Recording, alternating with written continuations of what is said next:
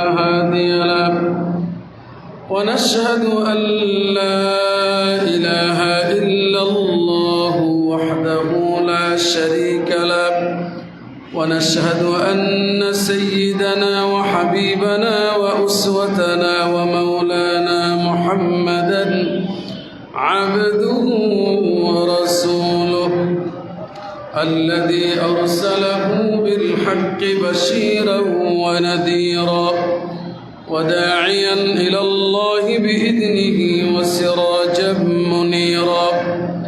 أما بعد فقد قال الله تعالى في كلامه المجيد وفي فرقانه الحميد: أعوذ بالله من الشيطان الرجيم. بسم الله الرحمن الرحيم. ما لكم لا ترجون لله وقارا وقد خلقكم أطوارا. وقال سبحانه وتعالى: إن الله وملائكته يصلون على النبي يا أيها الذين آمنوا صلوا عليه وسلموا تسليما. اللهم صل على سيدنا مولانا محمد وعلى آل سيدنا.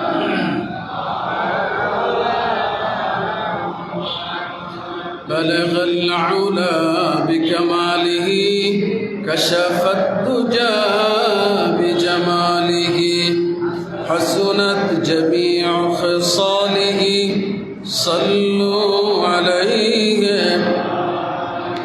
لا إله إلا الله لا إله إلا الله لا إله إلا الله لا إله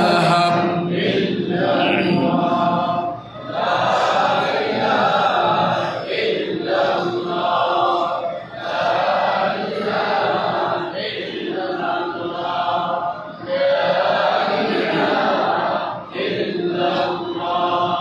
لا إله إلا الله لا إله إلا الله لا إله إلا الله لا إله إلا الله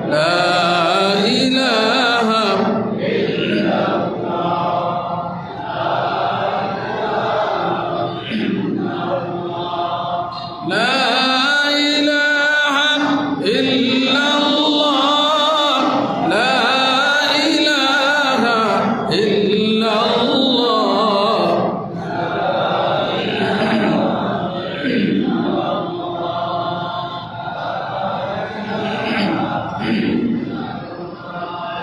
لا إله إلا الله محمد رسول الله. الله الله الله الله الله الله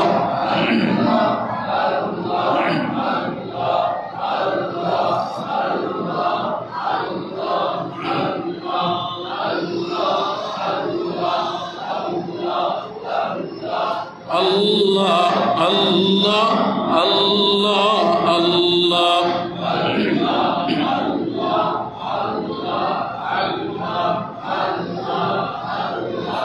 الله لا إله إلا هو الحي القيوم.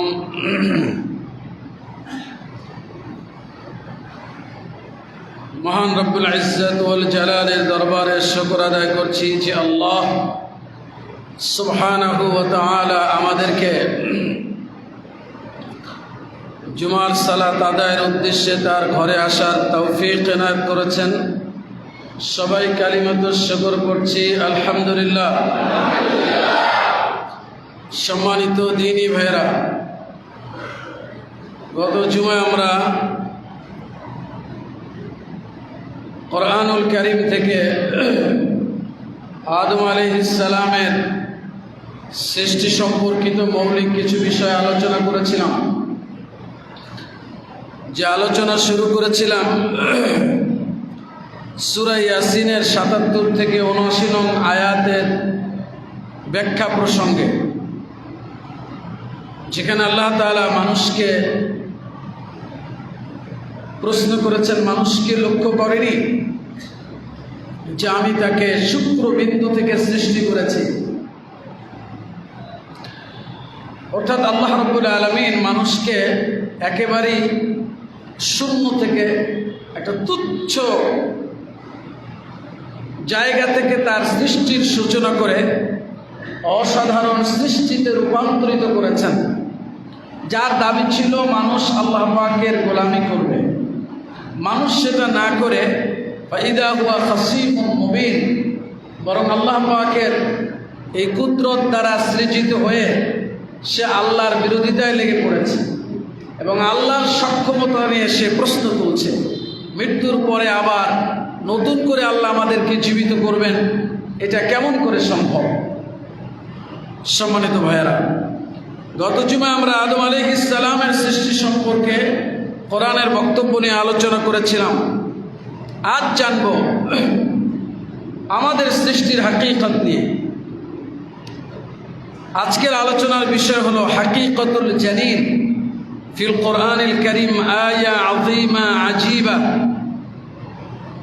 কোরআনে ভ্রূণ তত্ত্ব মানুষের জন্য এক বিস্ময়কর নিদর্শন।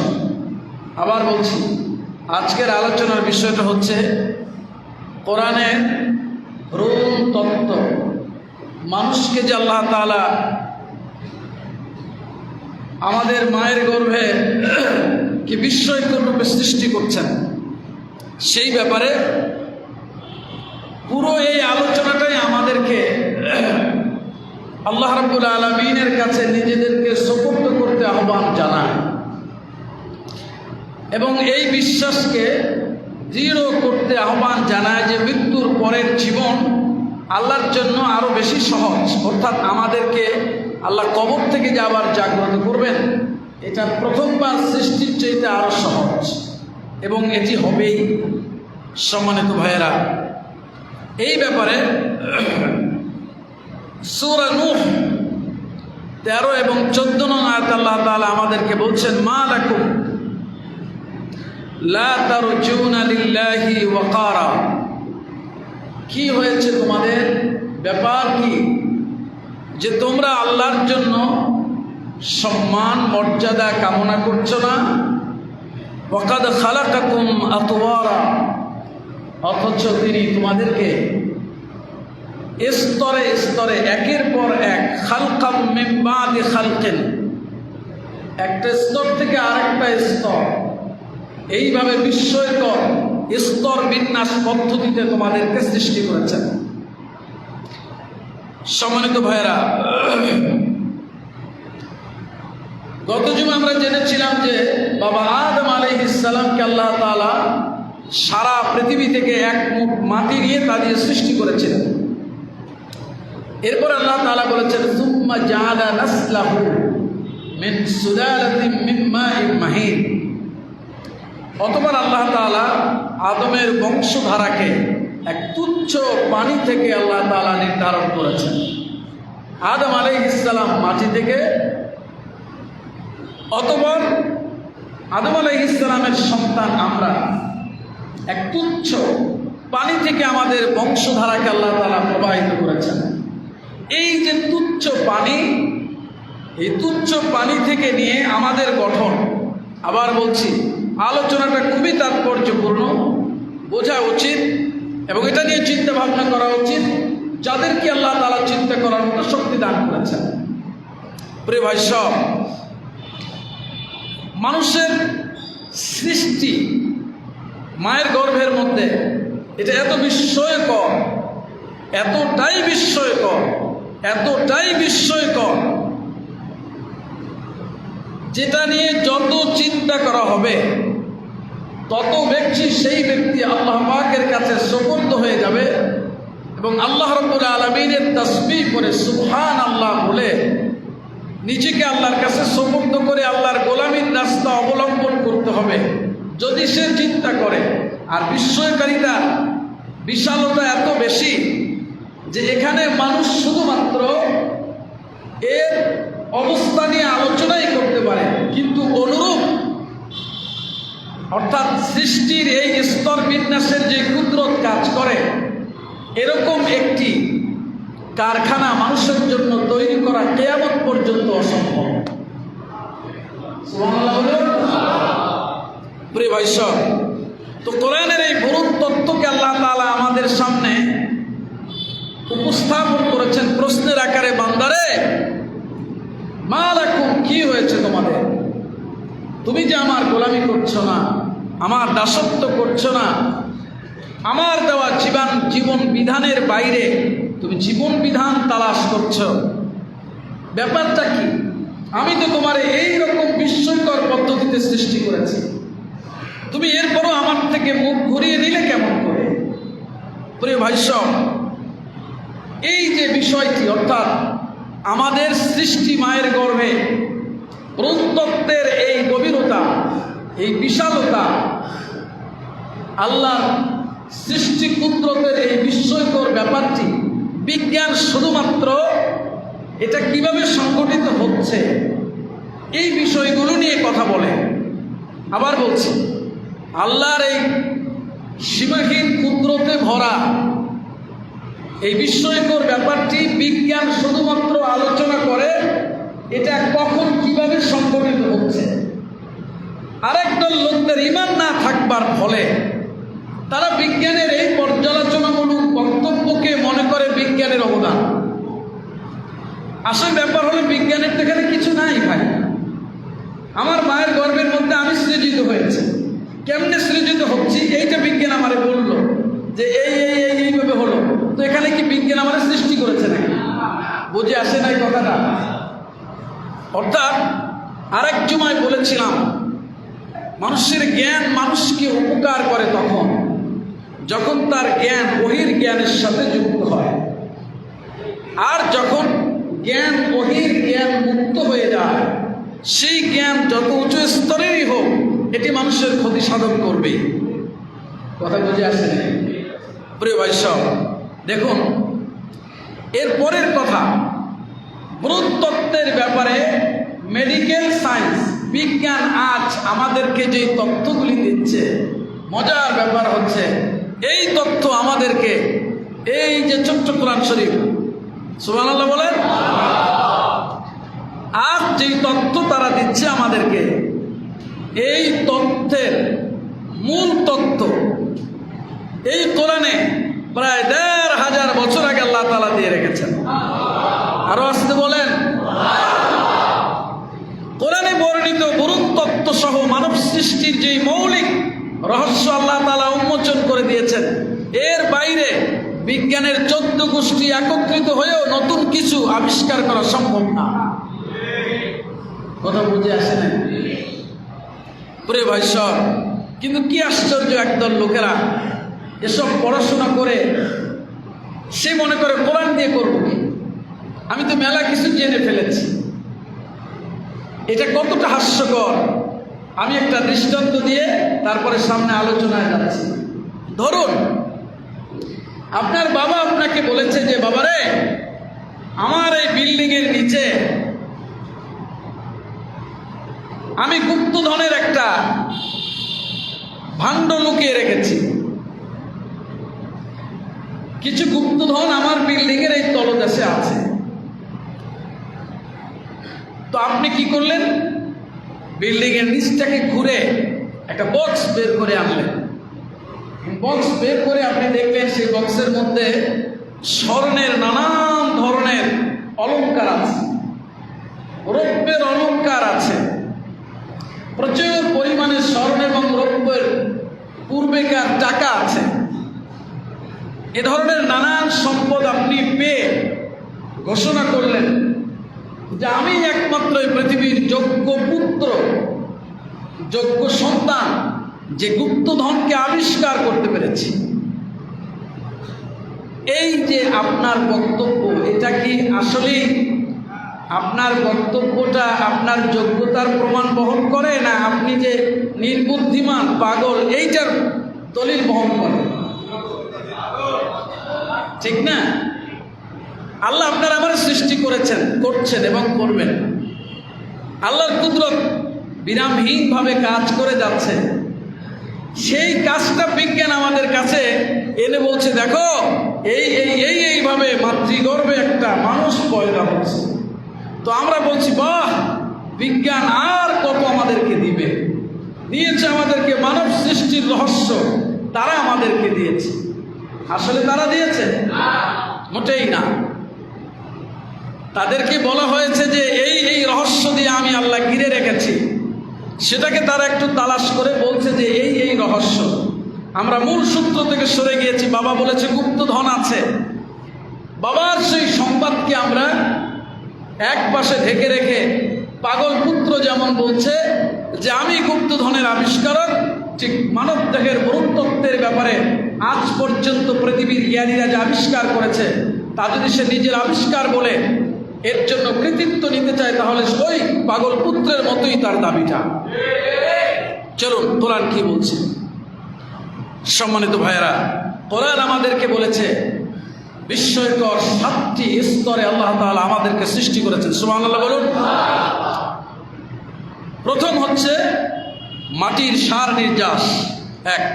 মাটির সার নির্যাস, যদিও কথাগুলি অনেক ব্যাখ্যা সাপেক্ষ, সেটি সম্ভব নয়, মৌলিক বলার চেষ্টা করছি। 2 নুতফা, শুক্রকীট। 3 আলাকা, রক্তপিণ্ড। 4 মুদগা, মাংসপিণ্ড। 5 ইদামা, অস্থি। 6 লাহমা, অস্থি পরিবেষ্টক মাংস। 7 নবতর সৃষ্টি, খালকান আখার। এই 7টি স্তর অতিক্রম করে মায়ের গর্ভের ভেতরে আমরা একজন পূর্ণাঙ্গ মানুষের রূপ গ্রহণ করি। সুবহানাল্লাহ বলুন। আল্লাহ প্রশ্ন করেছেন সূরা মুরসালাতে, আলাম নাখলুকুম মিন মাইন মাহিন, এই বনি আদম, আমি কি তোরে তুচ্ছ পানি থেকে সৃষ্টি করি নাই? সুবহানাল্লাহ বলেন। সূরা মুমিনুন আল্লাহ তাআলা বলছেন, ওয়ালাকাদ খালাকনাল ইনসানা মিন সুলালাতিন মিন তিন সুম্মা জাআলনাহু নুতফাতান ফি ক্বারারিন মাকিন। আমি মানুষকে মাটির সার নির্যাস থেকে সৃষ্টি করেছি, অতঃপর তাকে শুক্রবিন্দু রূপে, শুক্রকীট আকারে, ফি ক্বারারিন মাকিন, একটা সুরক্ষিত জায়গায় তাকে সংরক্ষণ করেছি। সুবহানাল্লাহ। প্রথম বক্তব্য মাটির সার নির্যাস। সুবহানাল্লাহ বলেন আগে। মাটির এই সার নির্যাসটা একমাত্র প্রভুর পক্ষে সৃষ্টি করা সম্ভব। সুবহানাল্লাহ বলেন।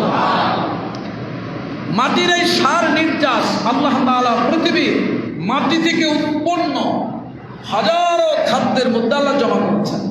সুবহানাল্লাহ বলুন। এটি কলার মধ্যে রেখেছেন, আমের মধ্যে রেখেছেন, গোশতের মধ্যে রেখেছেন, নানান ধরনের খাদ্যের মধ্যে আল্লাহ তাআলা রেখেছেন। এখান থেকে আল্লাহ তাআলা তার আপন কুদরতে খাদ্য খাওয়ানোর পরে এর নির্যাস বের করে আল্লাহ তাআলা 2 জায়গায় সংরক্ষণ করেন। কয় জায়গায় বলেন? কোরআনের সূরা আত-তারিক আল্লাহ বলেছেন, ফালইয়ানজুরিল ইনসানু মিম্মা খুলিক।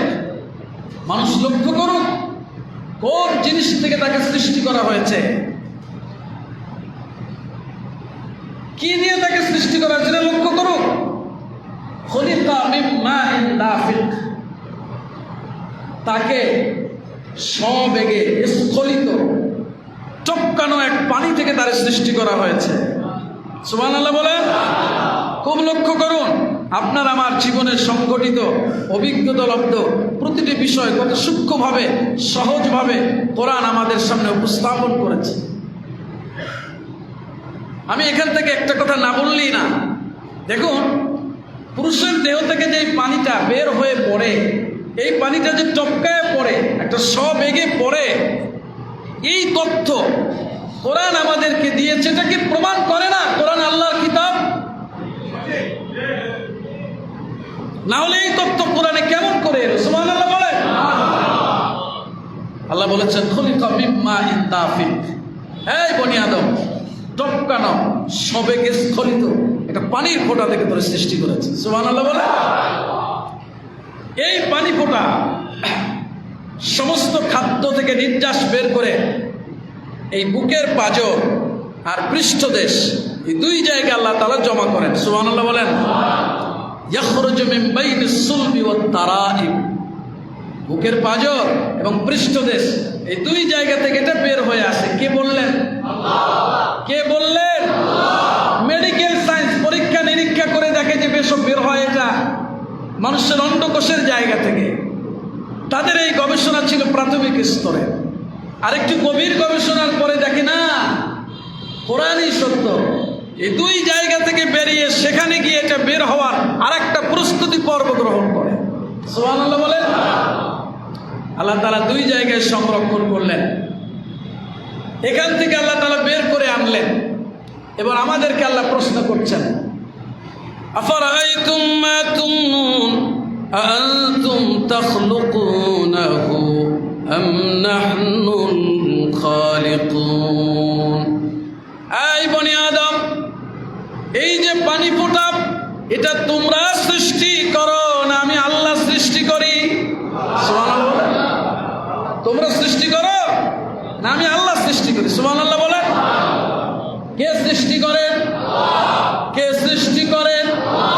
এই জন্যই আল্লাহ রাব্বুল আলামিন বলেছেন, বান্দারে আমি তোর সেই প্রভু যে তোর চিন্তারও বাইরের এক অস্তিত্ব থেকে তোরে সৃষ্টি করেছি, সেই আল্লাহ আমি কেন তোরে দ্বিতীয়বার সৃষ্টি করতে পারবো না?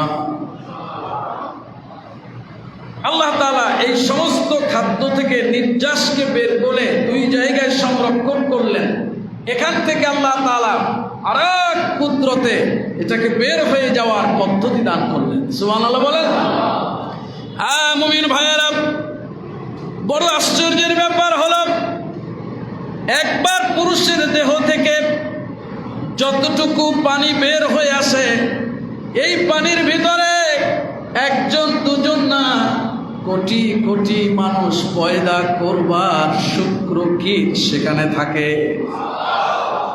কোটি কোটি মানুষ একবার দেহ থেকে এই বীর্য বেরোলে যতটুকু পরিমাণ হয় তার মধ্যে কোটি কোটি মানুষ পয়দা করবার মতো শুক্রকীট এখানে থাকে। সুবহানাল্লাহ বলেন। জীবন কণা যাকে বলা হয়, জীব কণা, এটা এর মধ্যে থাকে। সুবহানাল্লাহিল আযীম। আরেকটা মজার ব্যাপার হলো, আবার আল্লাহ তাআলা বলেছেন আরেক জায়গায় যে আসলে কখনো কখনো এই পানির ভেতরে এই জীবকণা থাকলেও মানুষ সৃষ্টি হওয়ার জন্য আল্লাহর হুকুমের যেই শক্তিটা থাকা দরকার এটা থাকে না। এই জন্য একজন পুরুষ স্ত্রী সহবাস করে, অন্য পুরুষের দেহ থেকে যা বের হয় তারও বের হয়, কিন্তু সন্তান পয়দা হয় না। খেলাটা কার?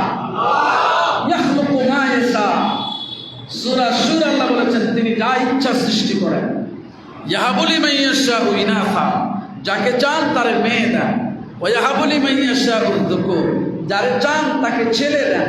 আও ইউযাউযুহুম যুকরানান ওয়া ইনাসা, যাকে চান তারে ছেলেও দেন মেয়েও দেন। ওয়া ইয়াজআলু মান ইয়াশাউ আকিমা, আর যাকে চান কিচ্ছু দেন না, বন্ধ রেখে দেন। ক্ষমতাটা কার? আল্লাহ। আরে জোরে বলুন কার? মা লাকুম লা তারজুনা লিল্লাহি ওয়াকারা, কি হয়েছে তোদের যে আল্লাহর জন্য সম্মান কামনা করছো না, অথচ তোকে তিনি এই বিস্ময়কর পদ্ধতিতে সৃষ্টি করেছেন। সুবহানাল্লাহ বলুন। এক নাম্বার মাটির নির্যাস, সার নির্যাস। দুই নুতফা, শুক্রবিন্দু। সুবহানাল্লাহ বলেন। সার নির্যাস থেকে আল্লাহ তাআলা শুক্রবিন্দু, জীবকণা তৈরি করলেন, রাখলেন কোথায়? সুম্মা জাআলনাহু নুতফাতান ফি ক্বারারিম মাকিন। অতঃপর আমি এই শুক্রবিন্দু, তোর অস্তিত্বের যে জীবকণা, এটাকে আমি এক সুরক্ষিত আধারে স্থাপন করেছি। সুবহানাল্লাহ বলুন। সুরক্ষিত আধারটাকে আল্লাহ রাব্বুল আলামিন 3 স্তর বিশিষ্ট নিরাপত্তা বেষ্টনীর মধ্যে সৃষ্টি করেছেন। সুবহানাল্লাহ বলেন। কয় স্তর? 3 স্তর বিশিষ্ট নিরাপত্তা বেষ্টনী, এর মধ্যে আপনার আমার সৃষ্টির কার্যক্রম চলছে। সুবহানাল্লাহ বলুন।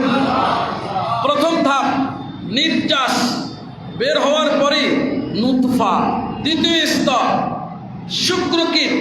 এই স্তরে এসে ওই নিরাপত্তা বেষ্টনীর মধ্যে আল্লাহ পৌঁছে দেন। সুবহানাল্লাহ বলেন। আল্লাহ রাব্বুল আলামিন সূরা জুমারে বলেছেন, ইয়াখলুকুকুম ফি বুতুনি উম্মাহাতিকুম খালকাম মিন বাদি খালকিন ফি যুলুমাতিন সালাস। তিনি তোমাদেরকে সৃষ্টি করেছেন একের পর এক স্তর বিন্যাসে, সৃষ্টির একটি ধাপের পর আর একটা ধাপে, 3 ধরনের অন্ধকারের ভেতরে। কয় ধরনের? 3 ধরনের অন্ধকারের ভেতরে। প্রথম বেষ্টনী হলো মায়ের পেট, দ্বিতীয় নিরাপত্তা বেষ্টনী হলো জরায়ু, তৃতীয় নিরাপত্তা বেষ্টনীর নাম হলো ঝিল্লি। বাচ্চার গায়ের উপরে যে একটা আবরণ থাকে, কয়টা হলো? 3 নিরাপত্তা বেষ্টনীর মধ্যে 3 স্তর বিশিষ্ট আল্লাহ তাআলা আপনার আমার সৃষ্টি কার্যক্রমের সূচনা করলেন। সুবহানাল্লাহ বলেন। কোটি কোটি কোটি একবারের মেলামেশায় কোটি কোটি শুক্রকিট, জীবকণা আপনার দেহ থেকে বেরিয়ে গেল, এক দৌড়ে রেহেমের মধ্যে গেল, অতটুকু জায়গার ভেতরে। সেখান থেকে আল্লাহ তাআলা একটা মাত্র জীবকণাকে জীবাণুর ভেতরে নারীর দেহের মধ্যে যে গর্ভাশয় রেখেছেন, ওটার মধ্যে ঢোকবার সুযোগ করে দিলেন। সুবহানাল্লাহ বলেন। শুরু হয়ে গেল মাত্র 2 ঘন্টা সময়ের মধ্যে। কয় ঘন্টা? 2 ঘন্টা সময়ের মধ্যে আল্লাহর হুকুমের পরে সেখানে এমন বিস্ময়কর কুদরত কাজ করে যে আমাদের ব্রেইন এটা চিন্তাও করতে পারে না, চোখে দেখা যায় না। শুধু এতটুকু ভাবুন, 1 চামচ পানিও তো হবে না, অতটুকুর ভিতরে কোটি কোটি মানব পয়দা হওয়ার জীবকণা আল্লাহ তাআলা রেখে দিয়েছে।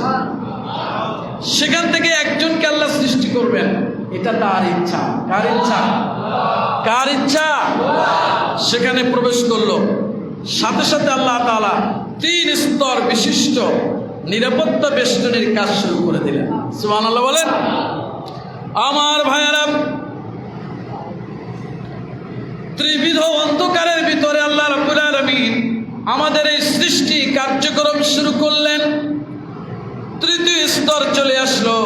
আল্লাহ রাব্বুল আলামিন বলছেন, সুম্মা খালাকনান নুতফাতা আলাকা। ও বান্দারে, আমি এরপরে এই নুতফা শুক্রকিটকে জমাট বাঁধা রক্তে পরিণত করলাম। 40 দিন পার হয়ে গেল। সুবহানাল্লাহ বলেন। কতদিন? 40 দিন পার হয়ে গেল। দ্বিতীয় 40 দিনে আল্লাহ তাআলা সেই শুক্রকিটকে, জীবকণাকে জমাট বাঁধা একটা রক্তের মতো তৈরি করলেন, এবং সেটা এসে ওখান থেকে সূচনা হয়ে মায়ের রেহেমের একটা পার্শ্বে, ওয়ালের পাশে এইরকম লেগে যায়। সুবহানাল্লাহ বলেন। রক্তবিন্দু হয়ে গেল। 40 দিন পার হয়ে গেল। চতুর্থ স্তর চলে আসলো। ফাখালাকনাল আলাকাতা মুদগা। বান্দা, আমি তোরে এরপরে এক টুকরো চিবানো মাংসের মতো বানিয়েছি। সুবহানাল্লাহ বলেন। মাংসপিণ্ড বানালাম চতুর্থ স্তরে এসে। আমার ভাইয়েরা, পঞ্চম স্তরে আল্লাহ রাব্বুল আলামিন বলছেন ফাখালাকনাল মুদগাতা ইযামা। বান্দারে, আমি ওই মাংসপিণ্ডকে আমি অস্থিতে রূপান্তরিত করে দিলাম। ঠিক এই জায়গায় এসে অনেক ব্যাখ্যামূলক কথা, তো এই যে অস্থির জায়গায় চলে আসলো, বিস্ময়কর ব্যাপার হলো যখন মাংসপিণ্ড হয়েছিল, কি হয়েছিল? এই মাংসপিণ্ড যখন হয়ে যায়, ওই মাংসপিণ্ডের ভেতরে আল্লাহ সুবহানাহু ওয়া তাআলা মানব সৃষ্টির মৌলিকত্ব ঢুকিয়ে দেন। সুবহানাল্লাহ বলেন। মৌলিকত্ব ঢুকিয়ে দেন। ঠিক এই সময় একজন ফেরেশতা মায়ের গর্ভে অবতীর্ণ হয়। সুবহানাল্লাহ বলেন। কি আসে? কি আসে? একজন ফেরেশতা আসে। কথা বললেন না যে? আল্লাহ রাসূল বলেছেন এই অবস্থায় একজন ফেরেশতা আসে কোথায়? মায়ের। আরেকটা হাদিস হলো নুতফা যখন শুক্রকীট থাকে তখন বলে ইয়া রাব্বি নুতফা, ইয়া রাব্বি নুতফা, ইয়া রাব্বি নুতফা। আল্লাহ গো, নুতফা শুক্রকীট অবস্থায় আছে। আবার এটা পার হয়ে যখন আলাকা হয় তখন বলে ইয়া রাব্বি আলাকা, ইয়া রাব্বি আলাকা। আল্লাহ গো, এটা রক্তপিণ্ড হয়েছে। সুবহানাল্লাহ বলেন। মাংসপিণ্ড হলে বলে ইয়া রাব্বি মুদগা, আল্লাহ মাংসপিণ্ড হয়েছে। এই মাংসপিণ্ডটা যখন মানব সৃষ্টির উপযোগিতা হয়, সূরা আল হজ্জ আল্লাহ বলেছেন মিন মুদগাতিন মুখাল্লাকাতিন ওয়া গায়রি মুখাল্লাকা।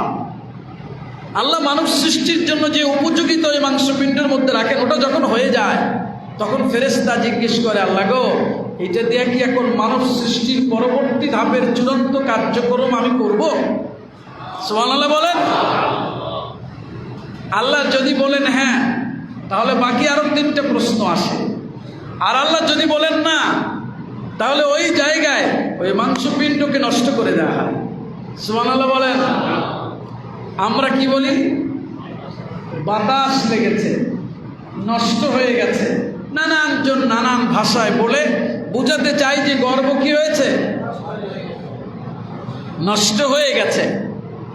আসল ব্যাপার হলো আল্লাহ যদি বলেন না আমি এটা দিয়ে মানুষ বানাবো না, তখন এটা নষ্ট করে দেওয়া হয়। আর যদি আল্লাহ রাব্বুল আলামিন বলেন হ্যাঁ আমি মানুষ বানাবো, তাহলে ফেরেশতা জিজ্ঞেস করে রব্ব আযাকারুন আম উনসা, আল্লাহ আমি কি ছেলে বানাবো না মেয়ে বানাবো? সুবহানাল্লাহ বলেন। কে জিজ্ঞেস করে? আযাকারুন আম উনসা, আল্লাহ ছেলে বানাবো না মেয়ে? আল্লাহ যদি বলেন ছেলে বানানো হয় ছেলে, আর যদি আল্লাহ বলেন মেয়ে বানানো হয় মেয়ে। এবার বুঝে শুনে বলুন, ছেলে আর মেয়ে বানানোর হুকুম আসে কোন জায়গা থেকে? না শুধু স্ত্রী বানায়? কি বিস্ময়কর মুসলমান, আমাদের এই সমাজে বারবার মেয়ে সন্তান হয় বলে স্ত্রীকে তালাক দেয়, এইরকম মুসলমান আমাদের এই দেশে আছে কিনা? আল্লাহর কসম করে বলি, কিয়ামতের ময়দানে সে আল্লাহর দরবারে ইমানদার হিসাবে নিজেকে প্রমাণ পেশ করতে পারবে না। কারণ এই কর্মের মধ্য দিয়ে তার ঈমান শেষ হয়ে গেছে। আল্লাহর বর্ণিত কোরআনের এই বিধানকে সে উপেক্ষা করেছে। সুতরাং ঈমান প্রমাণ করা যাবে না। ছেলে আর মেয়ে বানার এক মহান সত্তা, তিনি কে? যদি বলে হ্যাঁ বানাবো ছেলে মেয়ে, বললে ছেলে, মেয়ে বললে মেয়ে, এরপরে আল্লাহর কাছে জিজ্ঞেস করে আল্লাহ গো, তোমার এই বান্দা বান্দি দুনিয়ার জীবনে কয়দিন হায়াত পাবে, কতটুকু বয়স লাভ করবে? আল্লাহ যেটা বলেন সেটা লিখে দেওয়া হয়। এরপরে রাসূল বলেছেন, ও আমার উম্মত শোনো, তোমার ওই বয়স শেষ না হওয়া পর্যন্ত তোমার মরণ হবে না। জিজ্ঞেস করা হয় কতটুকু রিজিক হবে? কি হবে? রিজিক। এই পৃথিবীতে কতটুকু রিজিক লাভ করবে? আল্লাহ রাব্বুল আলামিন বলে দেন, ফেরেশতা লিখে ফেলে দেয়। আল্লাহর হাবিব বলেছেন, ওই রিজিক তোমারে তালাশ করে, তোমার মরণ যেমন তালাশ করে তার চাইতে বেশি। কারণ ওই রিজিক শেষ না হওয়া পর্যন্ত কি হবে না? মরণ হবে না। আমার ভাইয়েরা, মাংসপিণ্ড হয়ে গেল। এই মাংসপিণ্ডের পরবর্তী ধাপে 5 নম্বর ধাপ হলো ইযামা। ফাখালাকনাল মুদগাতা ইযামা, অস্থি তৈরি করা হয়। এই অস্থিটা ওই মাংসের ভেতর থেকে এক বিস্ময়কর রূপে ওখানে সৃষ্টি হইতে থাকে। সুবহানাল্লাহ বলেন। মেরুদণ্ডের 2 পাশ দিয়ে লম্বা হয়ে যায়, এরপর 2 পাশ থেকে খাঁচা পৃষ্ঠদেশ এটা তৈরি হইতে থাকে। সুবহানাল্লাহ বলেন। এটাও শেষ হয়ে গেল, অস্থি শেষ হয়ে গেল। ফাখালাকনাল মুদগাতা ইযামা ফাকাসাউনাল ইযামা লাহমা। সুবহানাল্লাহ বলেন। আল্লাহ বলেন, এরপরে বান্দারে আমি তোর অস্থির উপরে গোশতের পোশাক পরিয়ে দেই। এই গোশতের পোশাক যখন পরানো হয়ে যায় তখন মেডিকেল সায়েন্স বলে দেয় ছেলে না মেয়ে। সুবহানাল্লাহ বলে, তখন বলে যে ছেলে না মেয়ে। আমার ভাইয়েরা, একদল লোকদের কোরআনের পরে যথার্থ ইলম না থাকবার কারণে তারা বলে আল্লাহ রাব্বুল আলামিন বলেছেন মায়ের গর্ভে কি আছে সেটা আল্লাহ ছাড়া কেউ জানে না। কিন্তু বিজ্ঞান তো আজকে জানে। কয়েক সপ্তাহ পরে বলে ছেলে না মেয়ে। তাহলে আল্লাহ কেন এইটা বললেন যে আল্লাহ শুধু জানেন আর কেউ জানেন না? কোরআন আল্লাহ তাআলা এটা বলেছেন, ওয়া'লামু মা ফিল আরহাম। সূরা লুকমানে আল্লাহ তাআলা বলেছেন, ইন্নাল্লাহা ইনদাহু ইলমুস সাআ, নিশ্চয়ই আল্লাহর কাছেই কিয়ামতের ইলম আছে। ওয়ায়ুনাজ্জিলুল গায়থ, বৃষ্টি তিনি বর্ষণ করেন। ওয়া'লামু মা ফিল আরহাম, আর মায়ের রেহেমের মধ্যে কি আছে এটা তিনি জানেন। ওমা তাদরি নাফসুম মাযা তাকসিবু গাদা, কেউ জানে না আগামীকাল কি উপার্জন করবে। সুবহানাল্লাহ বলেন। সুতরাং আগামীকালকে কি উপার্জন করবো এইটাই যখন জানি না, তখন ক্ষমতার জন্য বাড়িঘর ভেঙে ছিঁড়ে লাভ কি? কথা বোঝেন নাই? কালকে কি উপার্জন করবে এইটা যখন জানি না, তাহলে ক্ষমতার জন্য বাড়িঘর ভেঙে লাভ কি? ওই বাড়িতে তো আমি প্রবেশ করতে নাও পারি। ফাসাবরুন জামিল। সুতরাং বুদ্ধিমানের উচিত হলো উত্তম ধৈর্য ধারণ করা, ঠিক কিনা ভাইরা? ওমা তাদরি নাফসুম বিআইয়ি আরদিন তামুত, এটাও জানে না কোন জমিনে সে মৃত্যুবরণ করবে। সুবহানাল্লাহ বলেন। জানেন কে?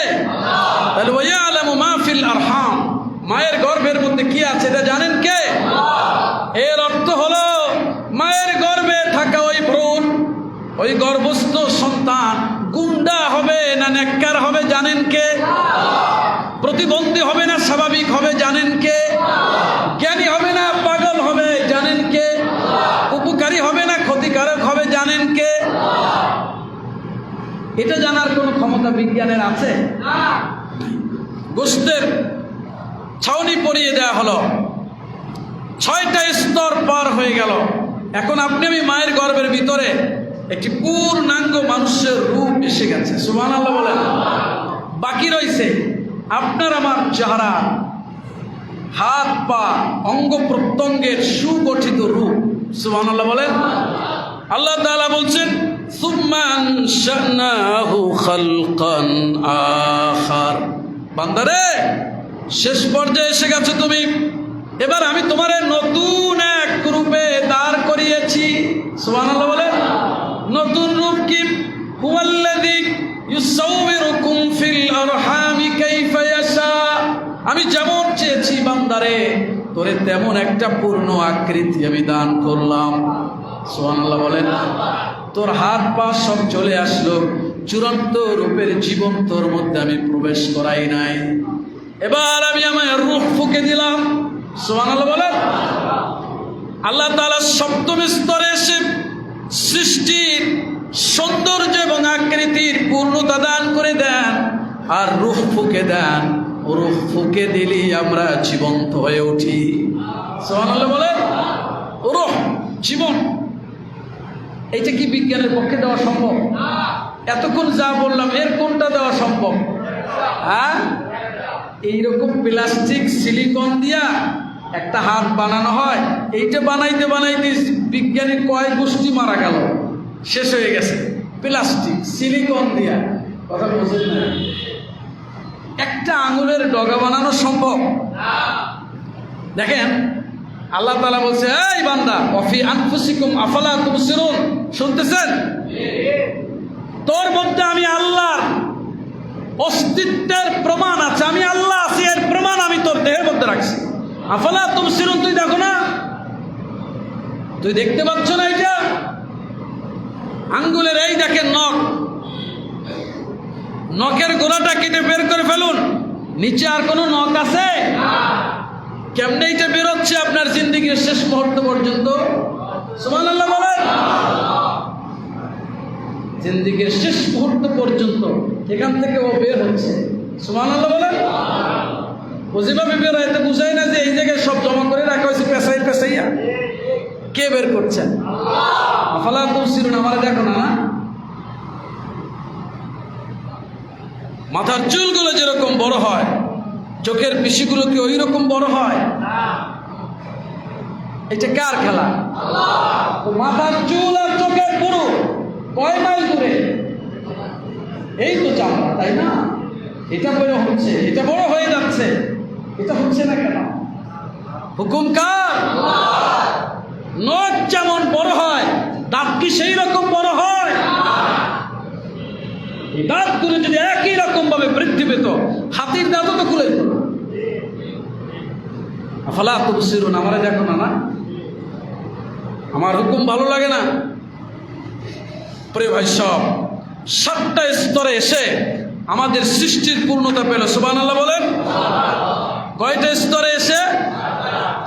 এরপরে আল্লাহ রাব্বুল আলামিন বলছেন সূরা আবাসার মধ্যে, কুতিলাল ইনসানু মা আকফারা মিন আইয়ি শাইইন খালাকা মিন নুতফাতিন খালাকাহু ফাকাদ্দারা সুম্মা আস-সাবিলা ইয়াসসারা সুম্মা আমাতাহু ফাআকবারা সুম্মা ইযা শাআ আনশারা কাল্লা লাম্মা ইয়াকদি মা আমারা।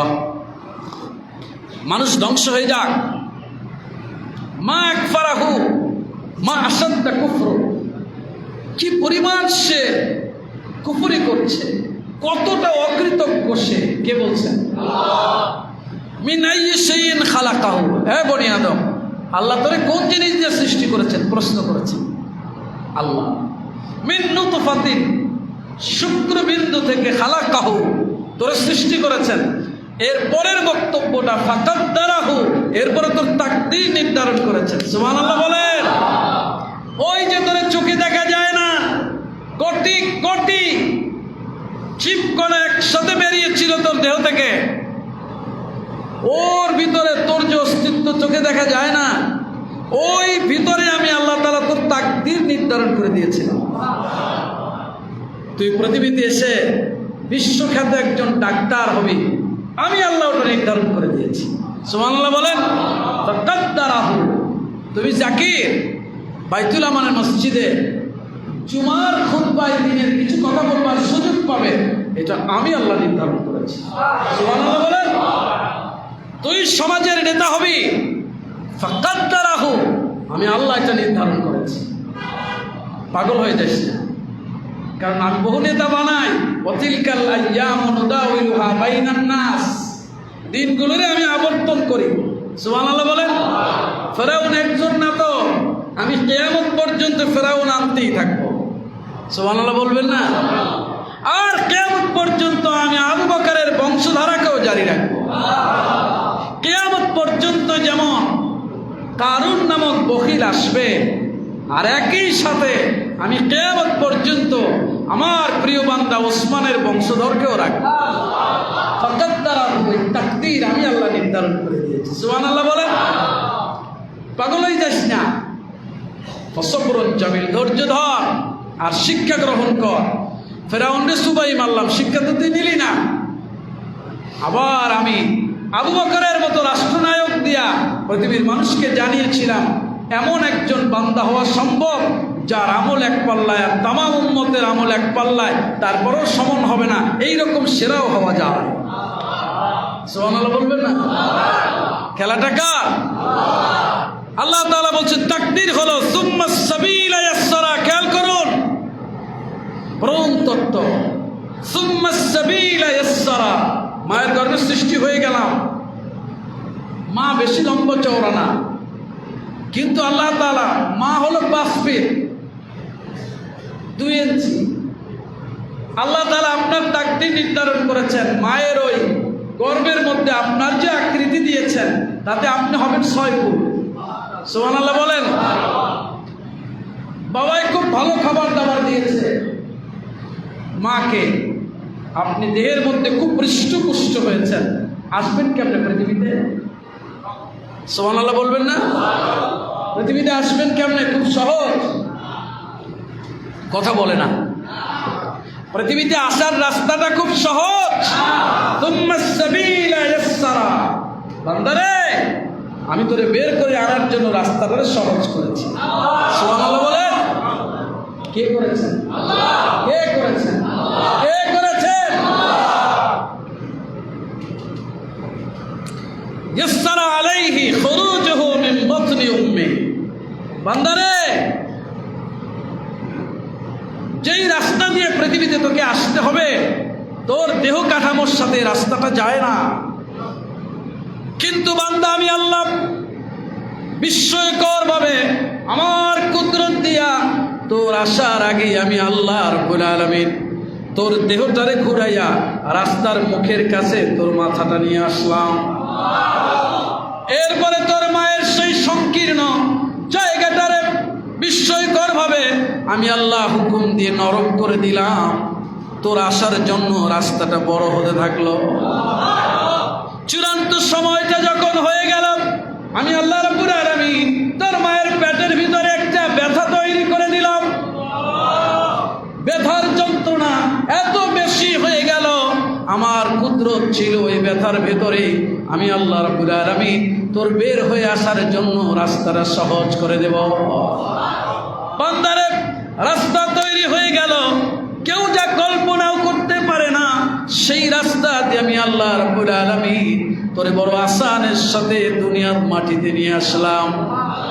আল্লাহু আখরাজাকুম মিন বুতুনি উম্মাহাতিকুম লা তা'লামুনা শাইআ, আমি আল্লাহ তোর মায়ের গর্ভ থেকে এমন ভাবে বের করে এনেছি, লা তা'লামুনা শাইআ, তুই কিছুই জানতি না।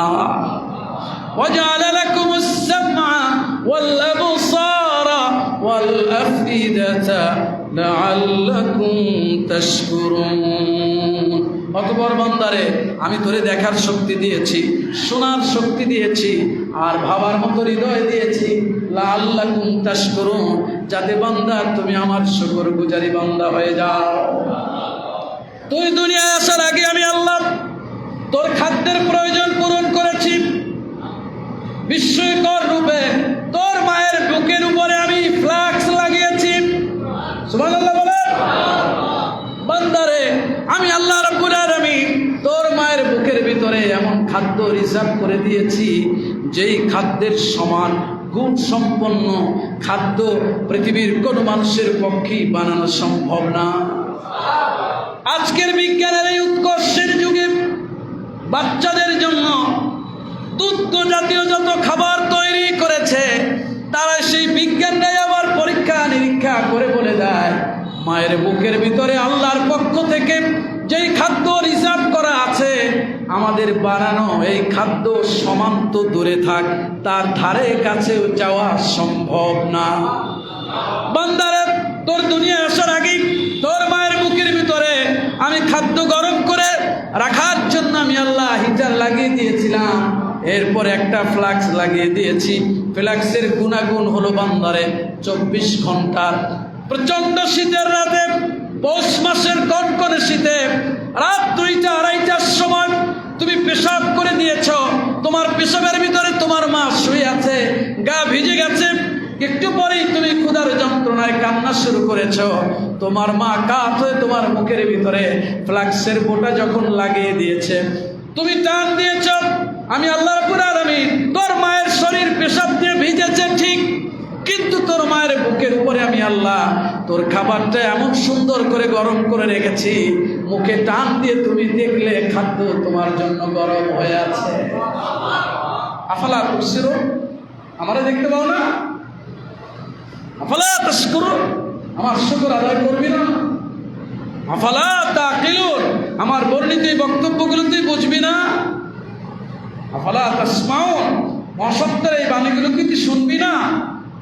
আফালা তাতাফাক্কারুন, আমার এই বক্তব্যগুলো নিয়ে তুই চিন্তা ভাবনা করবি না? কে বলেছেন? কে বলেছেন? প্রিয় ভাই সব, যে আল্লাহ তাআলা এই বিস্ময়কর সৃষ্টি আমাদেরকে দিলেন, সে আল্লাহ আমাদেরকে পুনর্জীবন ঘটাতে পারবেন না? এসব নিয়ামত যিনি দিলেন, আমাদের উচিত কি সে আল্লাহর গোলামি করে না দূরে যাওয়া? পাগল হয়ে গেছে, ফজরের আগে মরণ হবে খবর নাই, দিনের বেলায় ক্ষমতার চেয়ারের জন্য মারামারি করছ। ফজরের আগেই তোর অ্যালাউন্স হবে মাইকে, তুই চলে গেছ, শেষ, সব শেষ। সারা পৃথিবী মিলেও তোরে আর জাগাতে পারবে না। খেলাটা কার? এটাও কি তুই দেখো না? সব বোঝো, এইটা বোঝো না যে তোর মরা লাগবে, তোর মৃত্যুর পরেরও জীবন আছে। আমি আল্লাহ বলছি যে তোরে সৃষ্টি করেছি। সুবহানাল্লাহ বলেন।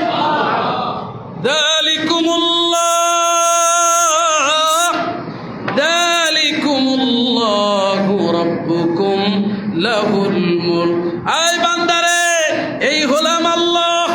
সুবহানাল্লাহ বলেন। যালিকুমুল্লাহু রাব্বুকুম, এই হলো তোদের আল্লাহ, যিনি তোদের রব। লাহুল মুলক, রাজত্ব শুধু তারই। রাজত্ব কার? যালিকুমুল্লাহু রাব্বুকুম, এই হচ্ছে আল্লাহ, এই যে তোরে সৃষ্টি করেছি। এই বক্তব্যের পরে আল্লাহ বলেছেন, আল্লাহর চেনো না? যালিকুমুল্লাহ, এই তো আল্লাহ। রাব্বুকুম, তোদের প্রভু। লা ইলাহা ইল্লাহু, তিনি ছাড়া কোনো মাবুদ নাই। লাহুল মুলক, রাজত্ব একমাত্র তার। কার? ক্ষমতাটা কার? ক্ষমতাটা কার? ক্ষমতা কার? এটাও বোঝো না যে পৃথিবী খ্যাত ক্ষমতাশীলগুলোরে মারলাম তো আমি, কাউরে সুবাইয়ে মারলাম, কাউরে পাসরাইয়ে মারলাম, কাউরে কিলাইয়ে মারলাম, কাউরে মাটির তলে নিয়ে মারলাম, কত কায়দায় মারলাম, তাও বোঝো না যে ক্ষমতা আমার। কে বলেছেন? ফান্না তুসরাফুন, তাহলে তোমাদের চাবিকাঠি নাচছে কে? কোথায় গিয়ে ধোকা খাচ্ছ? দৌড়াও কেন এদিকে ওদিকে? সিরাতে মুস্তাকিমের দিকে ছুটে চল। আল্লাহ তাআলা আমাদের বোঝার তৌফিক দান করুন। ওয়া আখিরু দাওয়ানা আলহামদুলিল্লাহি রাব্বিল আলামিন। যারা সুন্নাত পড়েন সুন্নাত